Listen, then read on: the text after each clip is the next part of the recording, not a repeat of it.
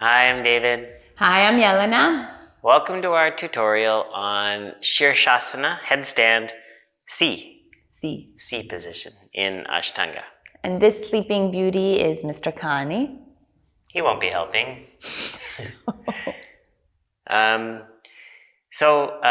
Before we go any further into the tutorial, we want you to tell us what you want to see. Tell us what you think. And give us a like. And maybe even subscribe. Subscribing would be great. We'd really appreciate it. It'll give us sort of an encouragement to keep going. Yeah, and we'll send you a free gift. No, just joking.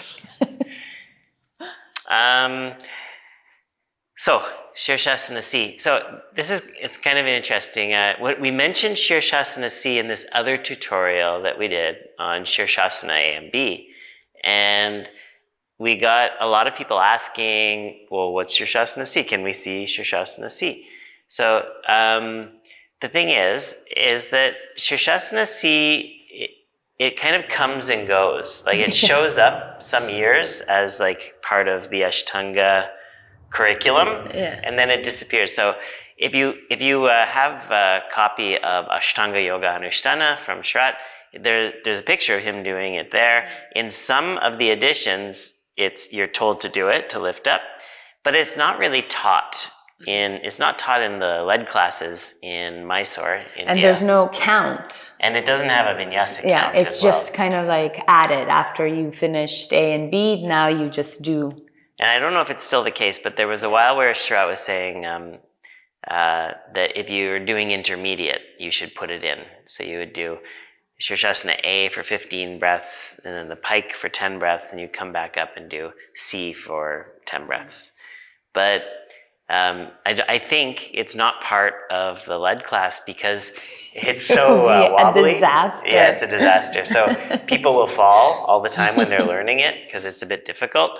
And then it's not great in a crowded room if people are falling over. So we're doing it for fun and for education, but it's don't get the idea that it's absolutely part of the sequence. Yeah. And it is very challenging. We'll talk about it because there's a shifting of your gaze where you look and a movement, and they kind of happen almost at the same time, which makes it very, very difficult. It can be tricky. It can be tricky if you're having trouble stabilizing the front of the body. So what I notice is that people that are really good at back bending often have a harder time with this. Not everybody, but sometimes. And it requires a lot of shoulder mobility. So whatever A and B required, now C is asking us to go into even more of that movement in our shoulders. I do C when I practice every day. Do you do C? Yeah, here and there. Sometimes I'm really steady with it, and then sometimes I'm not. But when I do it, I do enjoy it. I do like it. I like that it is, even after all of these years, it's still quite, what's the word, precarious? Precarious. Precarious. Precarious. Okay, that. Precarious. And so I find I find it very interesting, and it pulls my focus and my attention inwards even more to be able to do it. And I always enjoy that in practice. It's I guess it's a lot like Pincha Mayurasana, the forearm balance that we do in intermediate. But like Yelena was saying, the shift of the gaze really dropping the head, bringing the head through, changes everything. Yeah, I find it more difficult than Pincha. Yeah. It's a straighter line. So, like that precarious quality. Everything's stacked more. You don't have the counterbalance of the arch. Yeah. All okay. Right. So for this tutorial, I'll be talking and David's going to be demonstrating. So David's going to be demonstrating and doing the work while I talk you through it.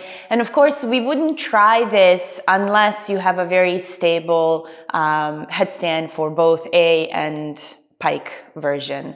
And as David mentioned earlier, We don't really do it until you start doing intermediate series, but if you want to play, of course, then go ahead, but just be careful.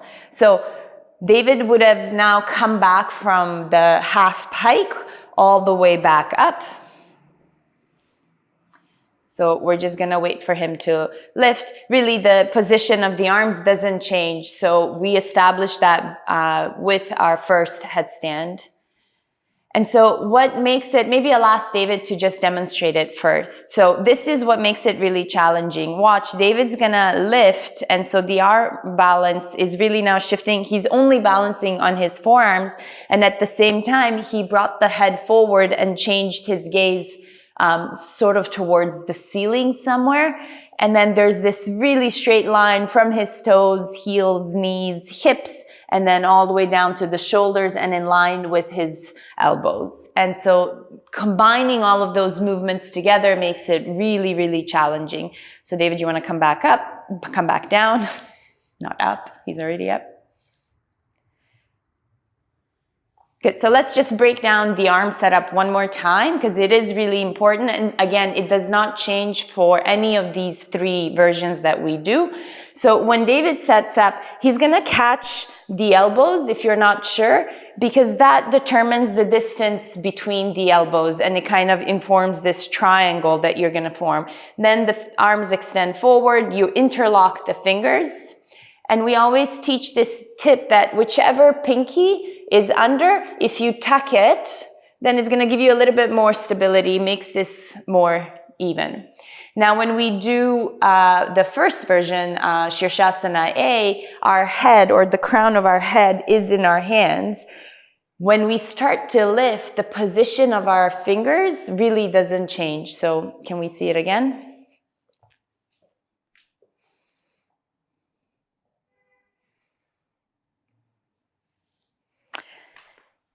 So here, now as David starts to lift, he really has to focus and make sure that he's pressing down through his forearms and not allow this space here to move or come away from the floor, and really keep the fingers pointing towards the head.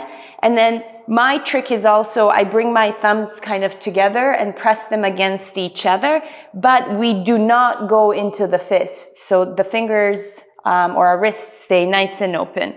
And so here, when David starts to lift, he starts so very, very slowly. So there's a lot of resistance and pushing down, and a lot of movement comes from the shoulder. So there's even more of that external rotation and reaching. So you can see the scapula sliding even more towards his ears for him to find that.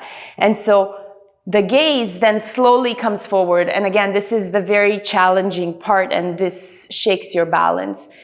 We want to make sure that our bum is being squeezed. Otherwise, it's very easy to kind of go into that hollow back as a way to compensate, where you let the shoulders go one way, bum goes in the same way, and kind of helps you balance, but it's very disconnected. So we want to focus on that same work of pulling our ribs inward. And then again, reaching, really reaching here so that the scapula are traveling up. Legs are nice and tight, squeezing together. Toes are pointed up towards the ceiling. Sorry, David. And we're trying to hold the balance here.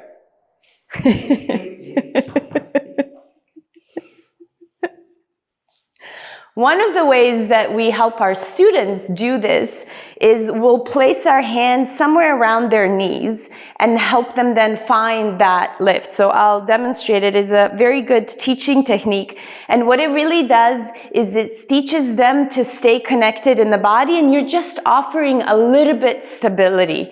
So here, good. And so David's just, my palms open, and so David's really squeezing his legs together, and that also helps him engage his pelvic floor, whether he's thinking about it or not.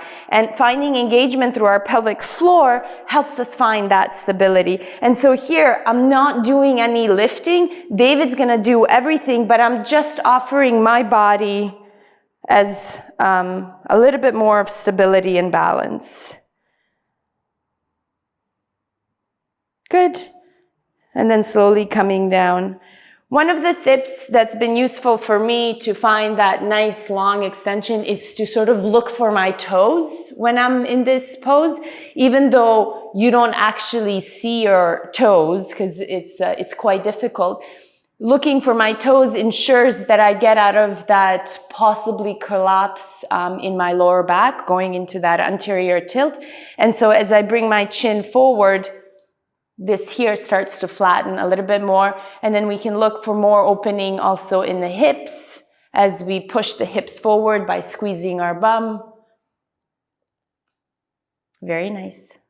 And then slowly with control coming back down, which is also very, very challenging. Good job, David. Glad that's over. Now you see that I work so hard. Yeah. We'll let Yelena stick to the demonstrating. She's also much nicer to look at, in my opinion. Thank you. Yeah. But I hope you found that helpful. And be careful if you're working on it. Make sure there's, no wine glasses or ashtrays in the immediate vicinity. And if you're trying this in class, I always give this tip to my students, move yourself to the middle of the mat. The tendency is that you'll kind of tip over, so that way once you fall over into some version of a back bend, you're not going to hurt anyone else and you'll just end up on your own mat rather than ending up and surprising someone that's practicing in front of you. Okay. Let us know how it goes. And if you have any other questions or you want to see any other postures, just comment below. Subscribe, give us a like, and we'll see you soon again. Yeah, next time. Bye.